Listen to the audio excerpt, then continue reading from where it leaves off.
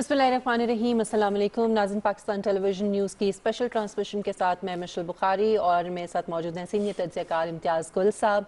और नाज़रीन, आप जानते हैं कि आज एक बहुत ज़बरदस्त डेवलपमेंट हुई है, बहुत बड़ी डेवलपमेंट हुई है। बहुत ही इंपॉर्टेंट प्रेस कॉन्फ्रेंस जो है वो आज की है वज़ीर ख़ारजा शाह महमूद कुरैशी साहब ने और DGISPR major general Babar Iftikhar साहब ने, और जिसमें आज पहली मरतबा पाकिस्तान की तरफ से बड़ा खुल के, बड़ा जारहाना अंदाज में डॉक्यूमेंटेड सबूतों के साथ भारत को एक्सपोज किया गया है। भारत जो कि पाकिस्तान में एक अरसे से पाकिस्तान दुनिया को ये बताता आ रहा है कि किस तरीके से भारत जो है पाकिस्तान में दरअंदाजी करता रहा है, पाकिस्तान में दहशतगर्द कार्रवाइयां करता रहा है, बलोचिस्तान में मुख्तलिफ इलाकों के अंदर वो किस तरीके से मुलविस रहा है। और बार बार पाकिस्तान को यही जवाब पेश किया जाता रहा कि जी सबूत दिए जाए। आज वो सबूत जो हैं वो सामने रखे हैं पाकिस्तान ने, और आज इसी हवाले से हम गुफ्तगू करेंगे। इसमें कुछ चीजें चीदा चीदा जो आज की प्रेस कॉन्फ्रेंस में शामिल थी मैं आपको बताऊं। शाह महमूद कुरैशी साहब ने कहा कि पेशावर और कोयटा में जो हालिया दहशतगर्द हमले हुए हैं वो भारतीय अजाइम को वाजे करते हैं, जबकि कराची, लाहौर और पेशावर में भारत दहशतगर्द हमलों की मंसूबाबंदी कर रहा है। नवंबर में और दिसंबर में इस तरह के हमले मुतवक्के हैं भारत की तरफ से। भारतीय खुफिया एजेंसियां पाकिस्तान में दहशतगर्दों की माली मुआवनत और तरबियत कर रही है, इसके सबूत भी उन्होंने कहा कि हमारे पास मौजूद हैं। कुछ चीजें उन्होंने बताई भी इसमें। उन्होंने कहा कि कलअदम TTP, BLA और दीगर कलअदम तंजीमें जो है उनकी पुष्टपनाही की जा रही है भारत की तरफ से। भारत दहशतगर्दों में 22 अरब रुपए तकसीम कर चुका है। इसके अलावा उन्होंने कहा कि भारतीय वजीर आजम की सरबराही में CPEC मुखालिफ एक सेल बनाया गया है भारत में, जिसको 80 अरब रुपए जो है वो दिए जा चुके हैं, जबकि 700 अफराद की मलेशिया जो है वो बनाई गई है। इसके अलावा उन्होंने ये भी बताया कि 21 ट्रेनिंग कैंप्स जो हैं वो भारत के अंदर मौजूद हैं दहशतगर्दों के, जहां पे तरबियत दी जाती है उनको, जबकि 66 ट्रेनिंग कैंप्स अफगानिस्तान में हैं जहां जिसको भारत स्पॉन्सर कर रहा है और वहां पर ट्रेनिंग जो है वो दी जा रही है दहशतगर्दों को। सो ये तो भी कुछ चीजें हैं जो मैंने आपको बताई हैं। बहुत सारी तफसील जो है वो इस प्रेस कॉन्फ्रेंस में शामिल थी। उन्होंने ये भी कहा कि अगर हमसे मांगे जाएंगे सबूत तो हम वो शवाहिद और सबूत जो है वो पेश कर सकते हैं। सो गुफ्तगू का आगाज करते हैं इम्तियाज साहब। ये तो अब सबूतों के साथ तमाम चीजें सामने आ गई हैं और ये बड़े अरसे से हम देख रहे हैं कि जिस तरह दरअंदाजी की जाती है और दूसरों की सरजमीन को इस्तेमाल किया जाता है, जिसमें अफगानिस्तान शामिल है, ईरान से पकड़ा गया कुलभूषण को सबको याद है। तो इम्तियाज साहब, अब ये जो इसका जो सियाको सबाक है मेरे ख्याल में और इसका जो पस मंजर है, अगर आपसे बेहतर वो कौन बता सकता है या कौन इसके ऊपर, क्योंकि ये किताबें मेरे पास मौजूद हैं इम्तियाज साहब की, द अनहोली नेक्सस और दूसरी द मोस्ट डेंजरस प्लेस, आप लोगों ने पढ़ी होंगी क्योंकि बड़ी फेमस किताबें। सो इम्तियाज साहब, मैं चाहूंगी कि जरा थोड़ा सा आप इसके ऊपर रोशनी डालें, फिर हम अपने गेस्ट की तरफ जाएंगे।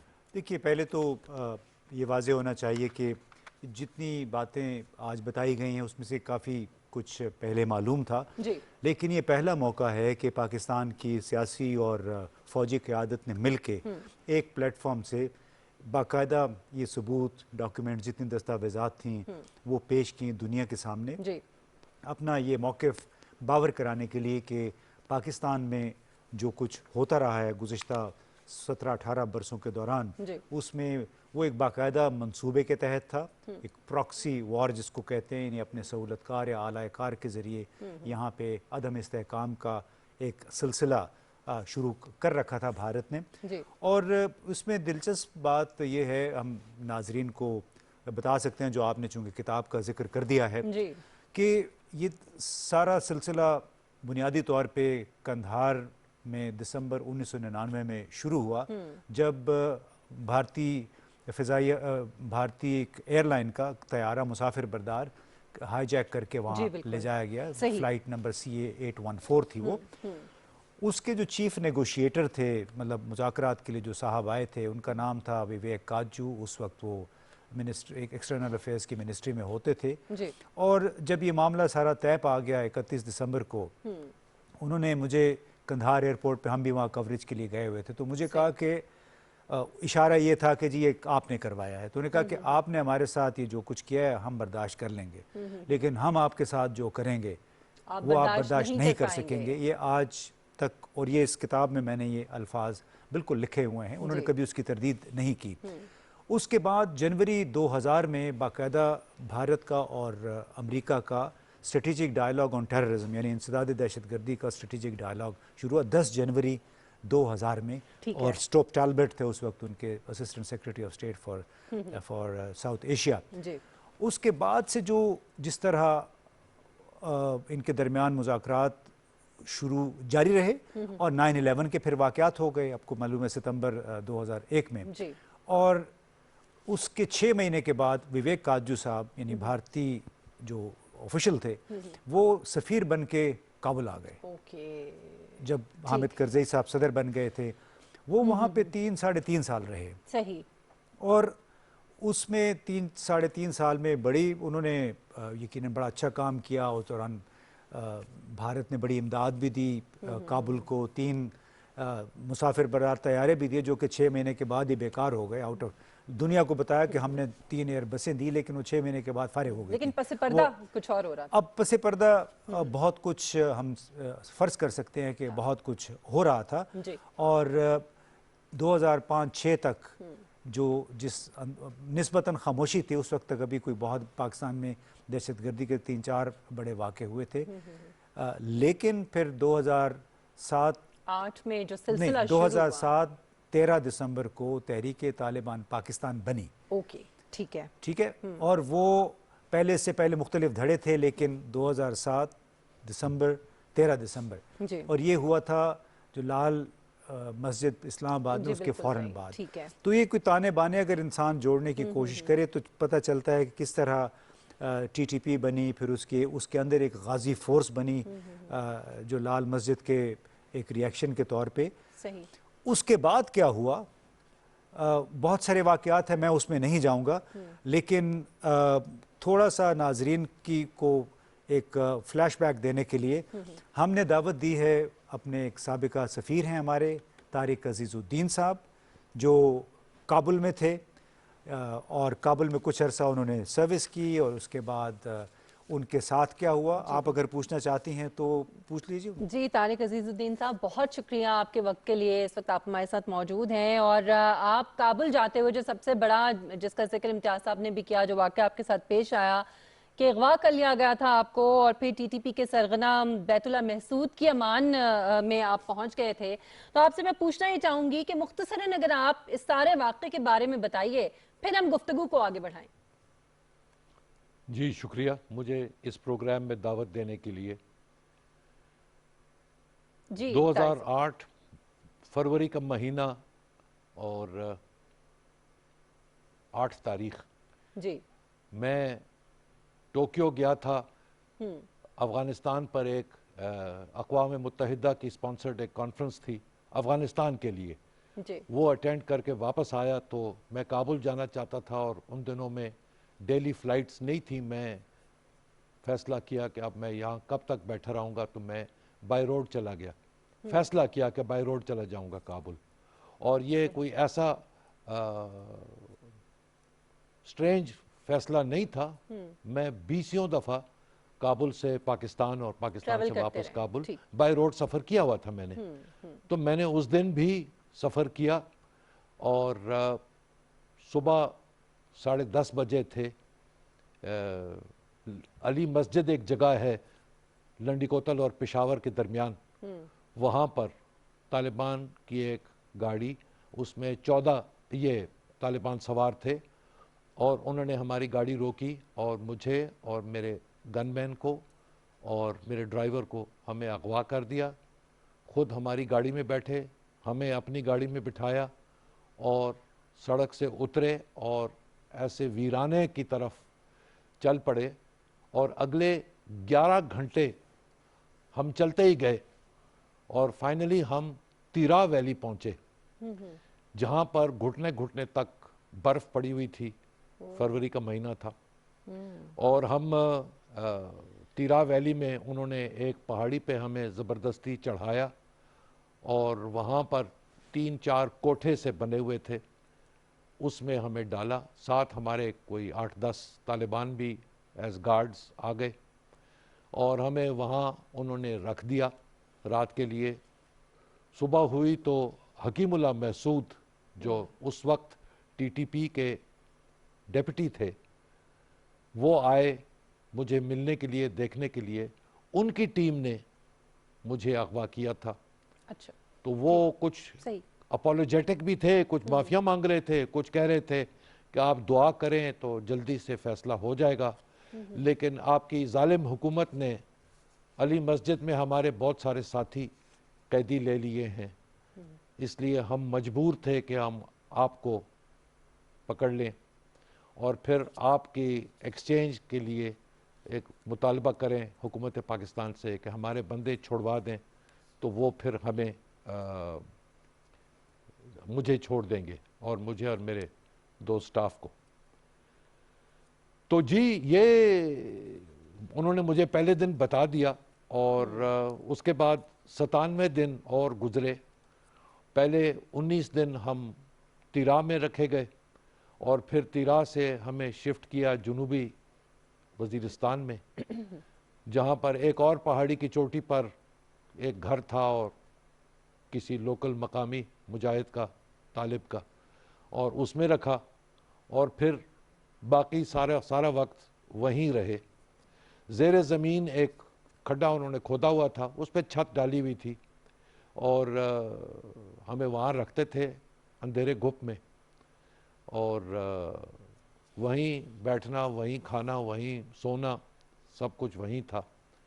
तो इस तरह करते करते 97 दिन गुजर गए। अच्छा तारिक साहब, ये बताइए कि इस दौरान आपकी मुलाकात फिर बैतुल्ला महसूद से भी हुई जिसने टीटीपी की बुनियाद रखी थी, उसके साथ आपका डायलॉग भी हुआ था, उसमें भारत का भी जिक्र आया था।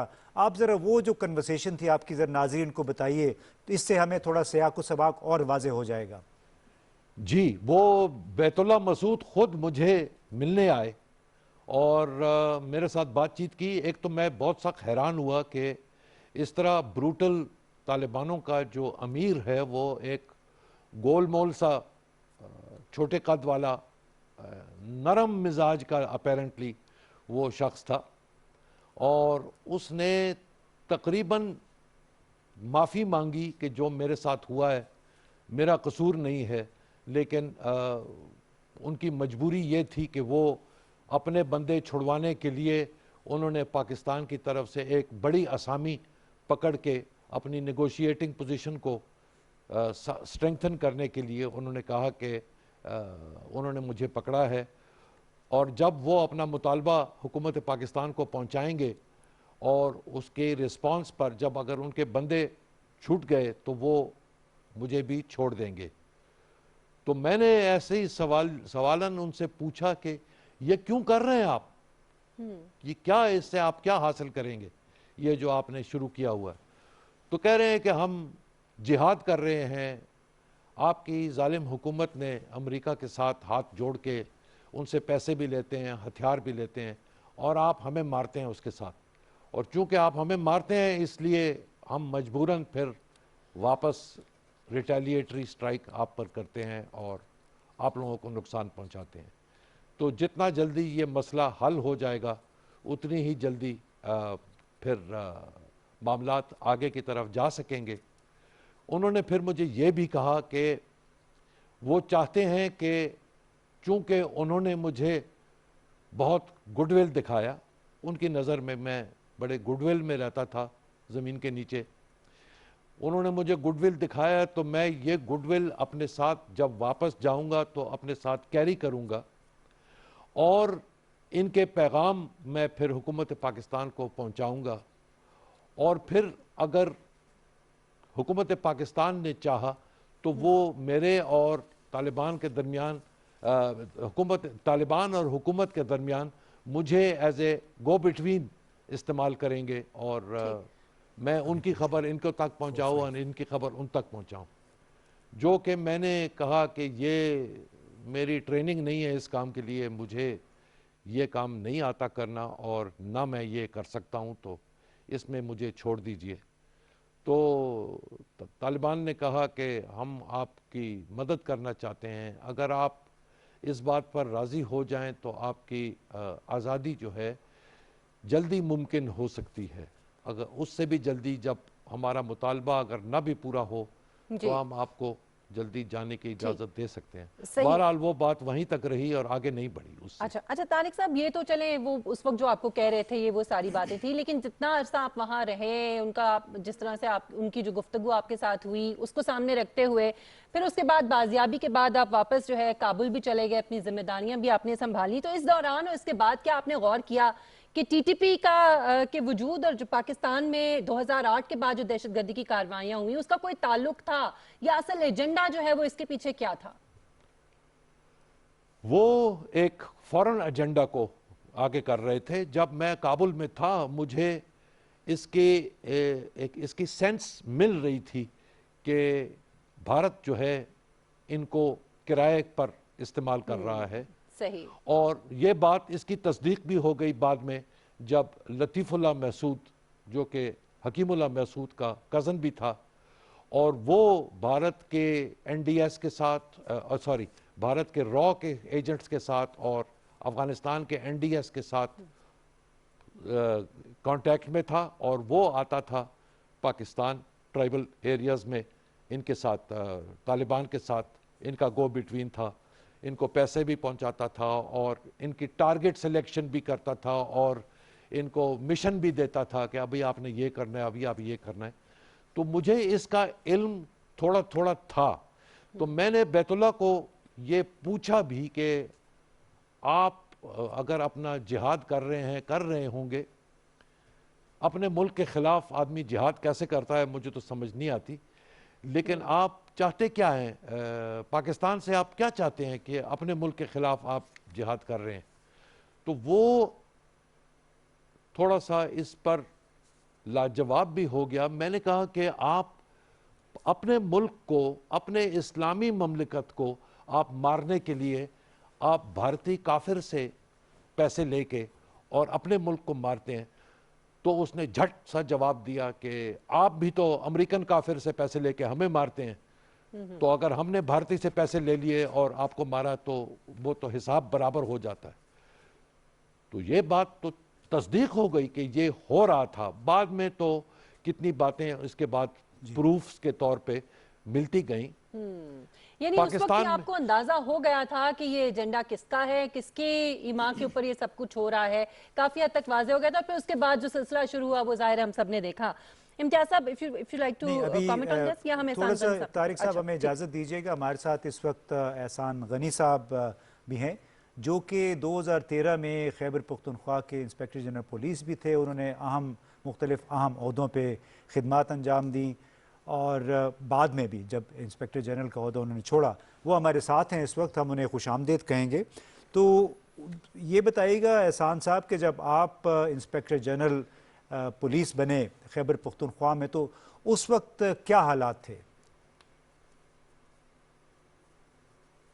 2013 बल्कि उससे थोड़ा पीछे हम जाएं, 2008-9 में ये टेररिज्म और टेररिस्ट अटैक्स बहुत ज़्यादा हो गए थे। And just to give you a brief क्या सिचुएशन थी, तो 2010 में तकरीबन हमारे 1900 से ज़्यादा लोग शहीद हुए। 11 में 1300 से ज़्यादा, 12 में 1800 के करीब शहीद हुए, 13 में फिर कोई 1400 लोग शहीद हुए, फिर 2014 में 1200 के करीब। तो ये बहुत ही खतरनाक सूरत हाल थी और लोगों के ऊपर एक खौफ और एक दहशत तारी हो चुकी थी जो तालिबान तो नहीं कहना चाहिए उनको, जो एक मिलिटेंट तहरीक चल रही थी, वो बहुत ज़्यादा उन दिनों। फिर 15-16 के बाद थोड़ा सा बेहतर हालात हो गए थे। तो ये बताइए कि उस वक्त जो दहशतगर्दी के वाक़यात हो रहे थे उसमें अक्सर ये कहा जाता था कि इसमें गैर मुल्की हाथ है, तो इस दावे की बुनियाद क्या होती थी? किस तरह आपकी जितनी सिक्योरिटी एस्टेब्लिशमेंट थी वो ये ताने बाने मिलाती थी? देखिए, कुछ तो जो हमारे अफगानिस्तान में या रीजन में इंटेलिजेंस एजेंसीज के लोग थे, उनको ये इंफॉर्मेशन आ रही थी। कुछ जिन लोगों को जो गिरफ्तार हो जाते थे उनसे इस तरह की इंफॉर्मेशन आती। तो प्रूफ तो उस तरह से थे, लेकिन कोई इस तरह के इररिफ्यूटेबल प्रूफ नहीं थे हमारे पास जो हम दुनिया के सामने प्रेजेंट कर सके। दूसरा, जिस तरह से आपने भी थोड़ा जिक्र किया, शबीर साहब ने भी उनका जिक्र किया कि जो टैक्टिक्स वो अडॉप्ट करते हैं होस्टाइल इंटेलिजेंस एजेंसी, वो चेन ऑफ प्रॉक्सीज इस्तेमाल करते हैं, एक नहीं कई लोगों को एक से दूसरे, ताकि उनकी तरफ ट्रेस ना हो सके। अच्छा, और वो ये नहीं कहते कि हम हिंदुस्तान के लोग हैं, या वो सपोर्टर बन जाते हैं उस सो कॉल्ड कॉज जो उन लोगों की है, उनके फ्रेंड्स, और के हम मॉरल सपोर्ट आपकी जो कॉज है, जो आप जिहाद कर रहे हैं अमरीकियत के खिलाफ और काफिरों के खिलाफ, उसमें हम आपको सपोर्ट करना चाहते हैं, और हम आपको फाइनेंशियल सपोर्ट भी देंगे, हम आपको लॉजिस्टिक सपोर्ट भी देंगे।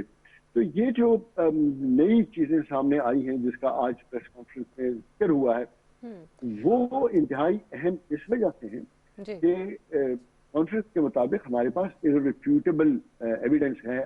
अब हमें जरूरी काम वो ये है, तो एक तो हम होमवर्क करें और हम सिंपैथेटिक के लिए लोगों को पैदा करें, सिंपैथेटिक ईयर्स हम पैदा करें, क्योंकि इसमें एक खतरा ये होता है कि अगर हम अपना होमवर्क नहीं करें तो हमारे पास जो एविडेंस है वो इररिफ्यूटेबल ना हो, तो इसमें मिस फायर का और इवन बैक फायर के चांसेस हो।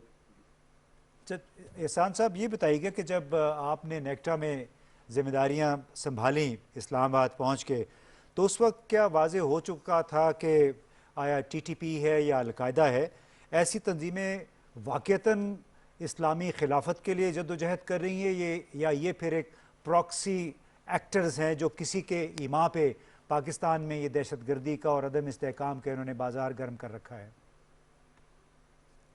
ये जो है ना खिलाफत इस्टेब्लिश करना या इस्लामी सल्तनत इस्टेब्लिश करना, खासकर खिलाफत, ये एक्सप्लॉइट करते हैं खिलाफत के मिथ को, और तुर्कियों ने खुद ही अबॉलिश कर दिया था खिलाफत को, हम लगे हुए हैं उसको वापस इस्टेब्लिश करने में।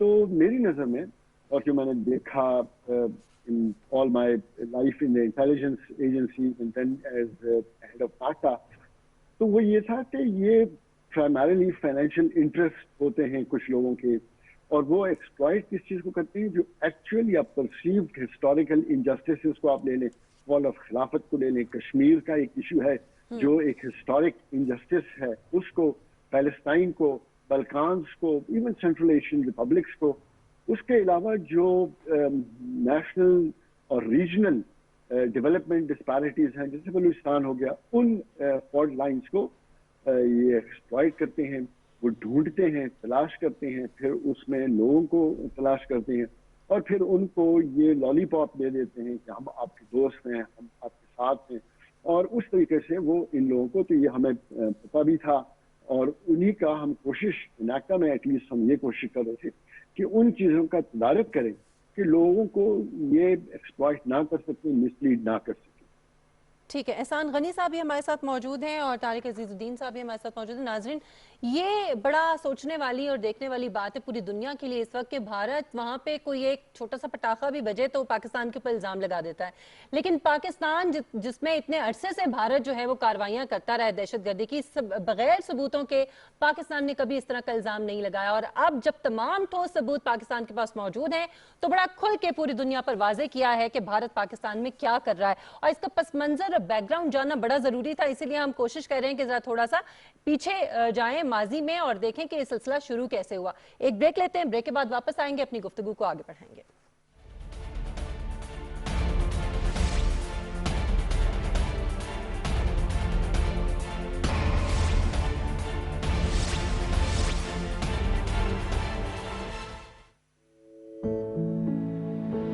आज का हाथ धोना कल के हाथ मलने से बेहतर है।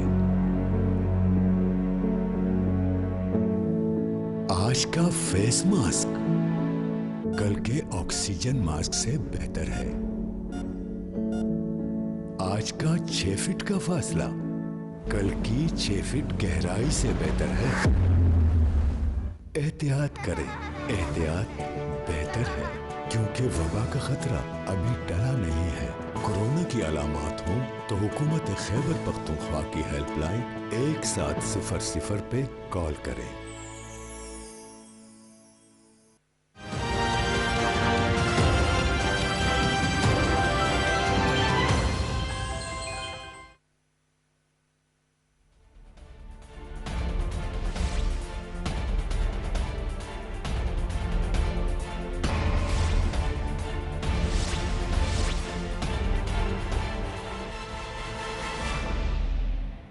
Welcome back. तारिक अजीजुद्दीन साहब हमारे साथ मौजूद हैं। इम्तियाज साहब, आप कुछ पूछना चाह रहे थे उनसे? जी, मैं तारिक साहब से यही पूछना चाह रहा था कि आप क्या समझते हैं कि 2008, 9, 10 में पाकिस्तान के जितने भी रियासती इदारे हैं, ख़ास तौर पे जो सिक्योरिटी इस्टेब्लिशमेंट है, वो इस बात पे बिल्कुल क्लियर हो गई थी कि पाकिस्तान में इस वक्त जो हो रहा है, जो हर 2 दिन के बाद, 1.5 दिन के बाद खुदकुश हमले हो रहे थे मुसल्लह अफवाज पे, बल्कि उस वक्त तो बाज़ारों में, स्कूलों पे भी हमले हो रहे थे, कि वो बाकायदा एक प्रॉक्सी टेररिज्म है जो कि पाकिस्तान पे मुसल्लत किया गया है?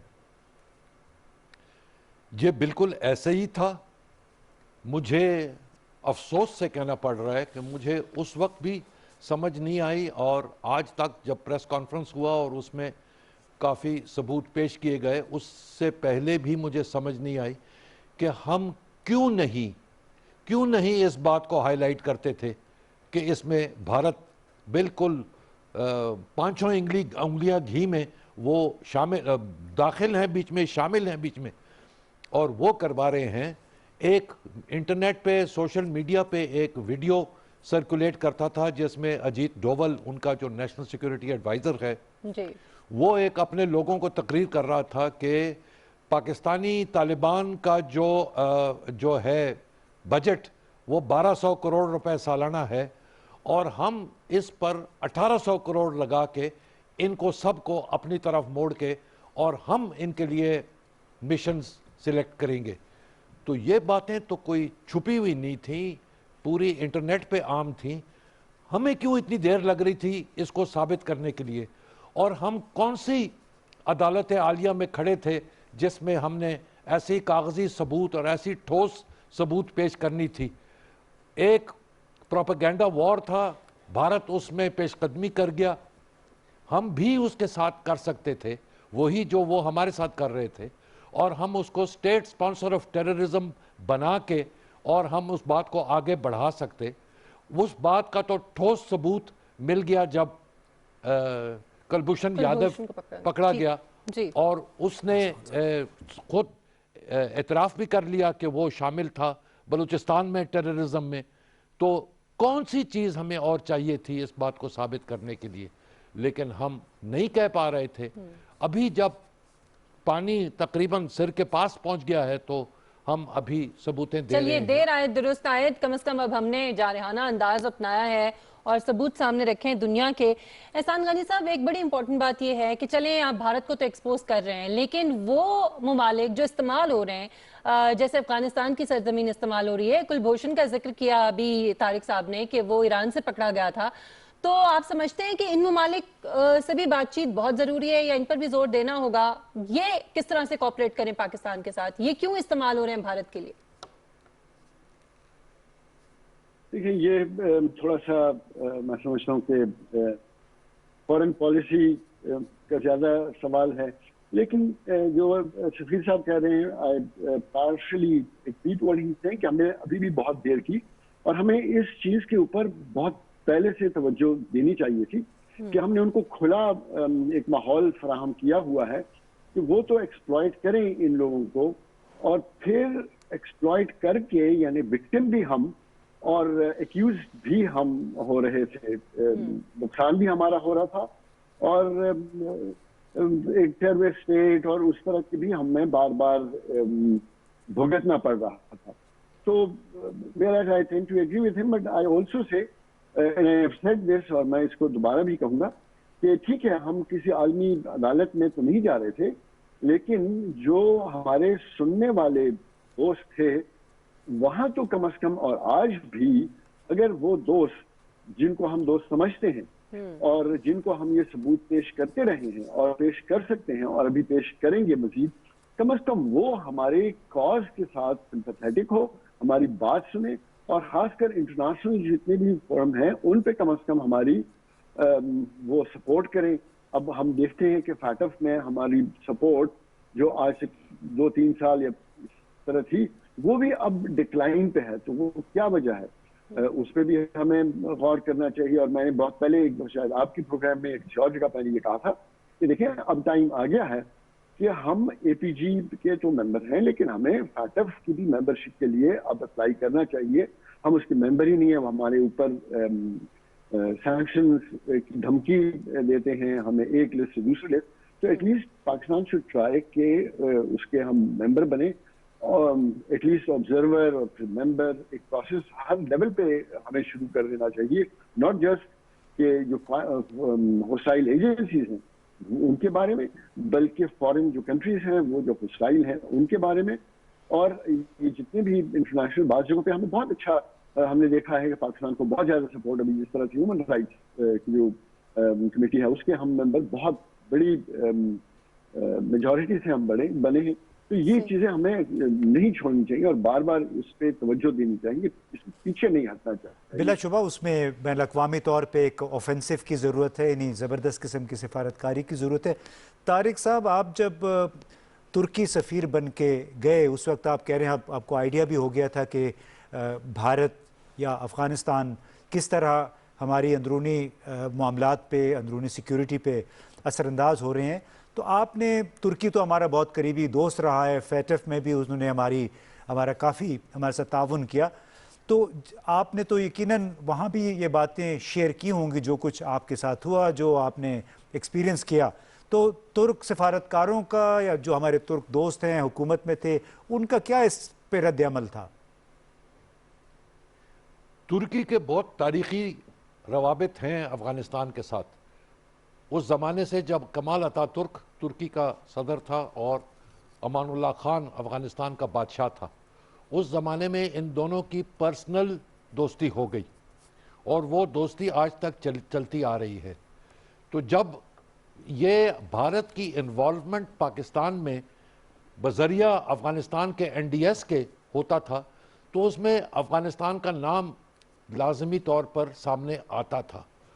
उस पर हमारे तुर्क भाई, चूँकि उनके रवाबित अफ़गानिस्तान के साथ बहुत करीबी थे, इतने ही करीबी जितने कि वो हमारे साथ थे, तो वो इस बात पर थोड़े से अनकंफर्टेबल हो जाते थे कि हम कहीं अफ़गानिस्तान को ऐसे विलन ना प्रूव कर लें या तुर्की के साथ हम मिल के अफ़गानिस्तान को ना विलन प्रूव कर लें, तो वो थोड़े से मोहतात रहते थे। पता उनको सब कुछ था, अगर हमें पता था, तुर्क की इंटेलिजेंस भी तो अफ़गानिस्तान में मौजूद थी और बड़ी काबिल इंटेलिजेंस है उनकी, उनको भी पता था। लेकिन ये इंटरनेशनल गेम्स जो होती हैं ये बहुत कॉम्प्लिकेटेड और बहुत कॉम्प्लेक्स होती हैं, एक दूसरे के साथ कड़ियाँ मिलती हैं, कोई पीछे से कोई आगे से, लेकिन कड़ियाँ ज़रूर मिलती हैं। तो एक बात को प्रूव करने के लिए कई कड़ियों को आगे बढ़ा के मेज़ के ऊपर रख के फिर जाके बात होती है, और ये बात तक फिर लोग सुनने के लिए तैयार नहीं होते, क्योंकि उसमें कुछ एक्सपोजर्स होती हैं, कुछ बातें सामने आती हैं जो कि लोग पसे पर्दा रखना चाहते हैं, इसलिए नहीं करते। लेकिन पता अगर मुझे था तो बहुत लोगों को पता था। चलिए, बहुत बहुत शुक्रिया तारिक अज़ीज़ुद्दीन साहब और एहसान गनी साहब, आप दोनों ने हमें ज्वाइन किया, और अब चूँकि आप ऐनी शाहिद थे उस मौके पे वाक़यात के, आप उनके साथ साथ चलते रहे जो जिनका सामना पाकिस्तान ने किया। बहुत बहुत शुक्रिया। इंशाल्लाह फिर आपको ज़हमत देंगे किसी वक्त। आपने मिशल बातें सुनी इनकी कि ये तारीख़ के ऐनी शाहिद थे और किस तरह इन्हें उन हालात में से गुजरे, और वो जो पाकिस्तान ने जिस तरह सफ़र किया पाकिस्तान के लोगों ने, और पहली मरतबा गुज़श्ता 19 बरसों में किसी हुकूमत ने इस तरह खुल के उन असबाब का जिक्र किया, उन असबाब की निशानदेही की है, उन मुहर्रिकात की जो कि पाकिस्तान के अंदर दहशतगर्दी के पीछे थे और यहाँ पे अदम इस्तेहकाम के पीछे। जिस तरह 70-80 हज़ार हमारी जानें गईं, फ़ौजी बच्चे बूढ़े मार्केटों पे, स्कूलों पे जिस तरह हमले हुए, APS भी उसमें शामिल था, चर्चों पे हमले हुए हैं।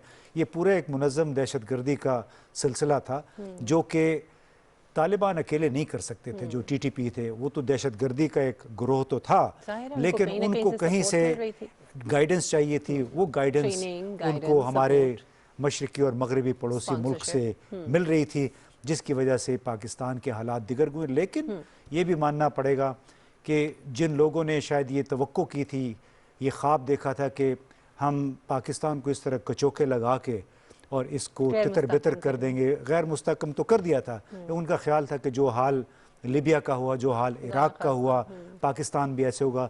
लेकिन शुक्र है कि पाकिस्तान में एक मुनज़्ज़म इदारा था, फ़ौज थी। अगर ये फ़ौज ना होती तो पाकिस्तान के की बका बिल्कुल ख़तरे में पड़ी हुई थी। जिस अंदाज में 2008, 9, 10 में हमले हुए, मुसलसल कचोके लगाए, चाहे वो GHQ था, चाहे ISI थी, चाहे हमारी स्कूल थे, मस्जिदें थी, इमाम बारगाहें थी। हाँ, मीडिया के लोग तो बिल्कुल नहीं भूल सकते, क्योंकि हर रोज़ बिला नागा जो धमाके होते थे और फिर उनको हमने कवर करना होता था। सो एक बहुत ही वो एक नाइटमेयर की तरह वो वक्त था, और अल्लाह का लाख लाख शुक्र है कि हम उसमें से निकले और अमन और इस्तेहकाम पाकिस्तान में है, और अल्लाह ताला इसको कायम रखे। इस तरह के लोगों को और इस तरह के अवामिल को सामने लाना और एक्सपोज करना बड़ा ज़रूरी है। इम्तियाज़ साहब, प्रोपेगेंडा टूल्स जो हैं उनमें से एक मीडिया भी है, और भारतीय मीडिया जिस तरह से इस्तेमाल होता है इसके लिए वो पूरी दुनिया जानती है। सर, भारतीय मीडिया ही नहीं बल्कि जो बड़े बड़े बैनुल अक़वामी चैनल्स हैं वहाँ पर भी उनके लोग जो हैं वो बैठे हुए हैं। पाकिस्तान इस हवाले से आप समझते हैं कि जो किरदार है वो, या अब बेहतर किरदार अदा करना चाहिए मजीद इसको इस्तेमाल करते हुए? इसमें एक अलमिया तो है। मुझे याद है जब 2009 मार्च में श्रीलंका की टीम पे हमला हुआ, और इसके साथ कुछ ही अरसे के बाद लाहौर ही के बाहर एक मनावा पुलिस ट्रेनिंग एकेडमी थी, वहाँ पे एक और हमला हुआ। मैं उस वक्त हैरान था कि जब हमारे मीडिया के लोग, बड़े बड़े चैनल जो थे, वो हमारे सिक्योरिटी ऑफिसर्स के बिल्कुल करीब जाके उनके क्लोजअप्स ले रहे थे कि कौन क्या कर रहा है उस वक्त जब वो ऑपरेशन चल रहा था। उस वक्त मैंने अपने 2-3 सीनियर साथी थे हमारे, कुछ मेरे कंटेम्प्रेरी थे, उन्हें मैंने फ़ोन करके कहा कि ये हम क्या कर रहे हैं, यानी आप एक्सक्लूसिव शॉट्स के चक्कर में एक्सक्लूसिव कवरेज के चक्कर में आप अपने जो सिक्योरिटी के ऑफिशियल्स हैं उनको एक्सपोज कर रहे हैं। यानी जब आप इनफरादी तौर पे लोगों को दिखाएंगे कि ये अफसर है, ये ऐसा, ये शार्प शूटर है, और अभी ये हो रहा है, और अभी ये हो रहा है, यानी आप उनकी आप जो शख्सी अपनी ज़िंदगी है, उनकी अपनी ज़िंदगी, उसको आप ख़तरे में डाल रहे हैं। क्योंकि फोर्स के तौर पे तो आप किसी पे गालिब आ सकते हैं, लेकिन जब आप अकेले हैं, घर जा रहे हैं, आपका घराना भी है, अगर आपकी निशानदेही हो जाती है तो उसमें ख़तरा किसको है? इस शख्स को या उसके घराने को है। यही आपको शायद याद हो कि जब हमारे 4 कमांडोज को तालिबान ने गिरफ्तार कर लिया था, और हमारे एक नया चैनल आया था, वो अपने DSNG लेके पहुंच गए, और उन कमांडोज के साथ उस रिपोर्टर ने आधे घंटे तक वो लाइव कवरेज चलती रही उस चैनल के ऊपर, और ऐसे मालूम हो रहा था कि जैसे हमारे उन कमांडोज का पे मुकदमा चल रहा है, उससे जिरा हो रही थी, लाइव एक लिहाज से ट्रायल चल रहा था। तो उस वक्त भी मैंने मुतल्लिका जो एक उस वक्त डायरेक्टर थे साहब उस चैनल के, मैंने उनको फ़ोन करके कहा कि क्या ये कमांडोज जो हैं ये इस मुल्क की खिदमत कर रहे थे या इस मुल्क पे हमला करने आए थे? जो आपके DSNG ने और आपके रिपोर्टर ने उनका लाइव वो बेसिकली मीडिया ट्रायल कर रहे हैं। तो उसमें बड़ा इस वक्त बड़ी एहतियात की ज़रूरत है। और देखिए, हम जर्नलिस्ट हैं, लेकिन जर्नलिस्ट से पहले हम पाकिस्तानी भी हैं, और सबसे पहले पाकिस्तानी। और हमें ये भी देखना चाहिए कि अमेरिका में मीडिया ने क्या किरदार, भारत, चूँकि हम अमेरिका नहीं जाते, भारत में जो मीडिया है वो इंतहाई हुब्बुल वतनी के साथ वो मूव करता है। जैसे हमने कोशिश भी की अपने प्रोग्रामों में भी, आपको मालूम है कुछ भारतीय सहाफ़ियों को दावत दी, कोई नहीं आता। इस वक्त एक तरफ खौफ की फिज़ा के साथ खौफ और डर भी है, एक और तरफ कुछ खौफ है, लेकिन दूसरी तरफ वो ये है कि उनका बयानिया अपनी रियासत के हवाले से वो एक ही है। उसमें ये नहीं है कि आपने 3-4 बयानिए आ रहे हैं। हमारे यहाँ बदकिस्मती है, यहाँ पे कौमी इत्तेफाक की, इत्तेहाद की कुछ कमी है, जिसकी वजह से मुख्तलिफ किस्म के बयानी आते हैं, फिर आम आदमी भी कंफ्यूज होता है, लोग परेशान भी होते हैं। तो बड़ा ज़रूरी है कि ख़ास तौर पे जहाँ पे हमारा फॉरेन पॉलिसी है, हमारे सिक्योरिटी के मामलात हैं, जिसको हम कहते हैं नेशनल सिक्योरिटी के मामलात, और नेशनल सिक्योरिटी सिर्फ ये नहीं है कि बंदूक और गोली की बात है। नेशनल सिक्योरिटी तो आपकी ख़राब होती है आप जब इक्तिसादी सूरत हाल के हवाले से कोई मनफी रिपोर्ट देते हैं, इसलिए कि उसका बराह रास्त असर स्टॉक एक्सचेंज पे पड़ता है। स्टॉक एक्सचेंज में ज़रा सी मनफी खबर जाती है, लोगों के अरबों रुपए डूब जाते हैं, और यही वो चीज़ें हैं जो कि दुश्मन चाहता है। सही, बिल्कुल सही। और वो दुश्मन अब आपको रॉकेट से, बमों से नहीं मारेगा, बल्कि वो आपको इक्तिसादी अशारियों की मार देता है।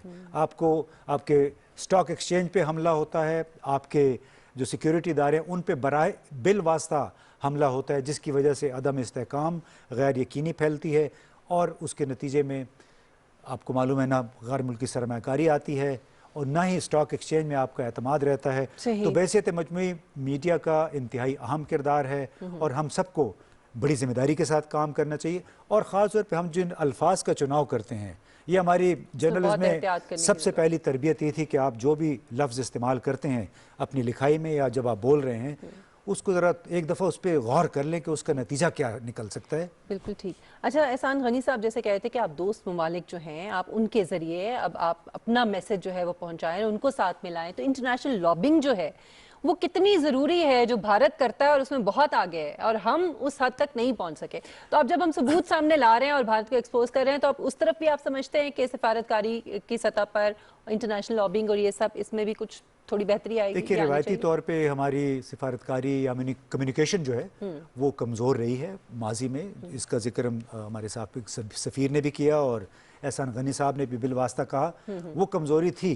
हम अपना केस मरबूत अंदाज में, मजबूत अंदाज में बाहर नहीं पेश कर सके हैं। लेकिन अब उम्मीद है कि हमें चैलेंजेस बहुत हैं, आसानी से हमारी बात कोई मानने वाला नहीं है, लेकिन इसका ये मतलब नहीं है कि आप अपनी कोशिश छोड़ दें। आपको तमाम जितने प्लेटफॉर्म अवेलेबल हैं, चाहे सिफारतकारी है, चाहे सियासी प्लेटफॉर्म है या ब्लॉक प्लेटफॉर्म है, जैसे आसियान का है, SCO का है, उस पर हमें ज़रूर अपनी बात बार बार करनी चाहिए। चलिए, चूंकि वक्त हमारे पास नहीं है, वरना ये मौजू ऐसा था कि इसके ऊपर मजीद भी बात हो सकती थी। और दूसरा ये है कि बड़ा इनकरेजिंग आज की जो प्रेस कॉन्फ्रेंस थी, इससे बहुत लोगों को हौसला भी मिला है और जो रद्द-ए-अमल है वो बड़ा ज़बरदस्त आ रहा है पाकिस्तान के अंदर से, क्योंकि हम ये चाहते थे, अवाम भी चाहते थे अवामी सतह पर भी, कि हुकूमत जो है वो पुरजोर अंदाज में और जारहाना अंदाज में भारत को एक्सपोज करे और उसका सिलसिला शुरू हो गया। हमारी इस स्पेशल ट्रांसमिशन का वक्त यहाँ पे ख़त्म होता है। आपसे जल्द मुलाकात होगी, अपना ख्याल रखिएगा, अल्लाह हाफिज़।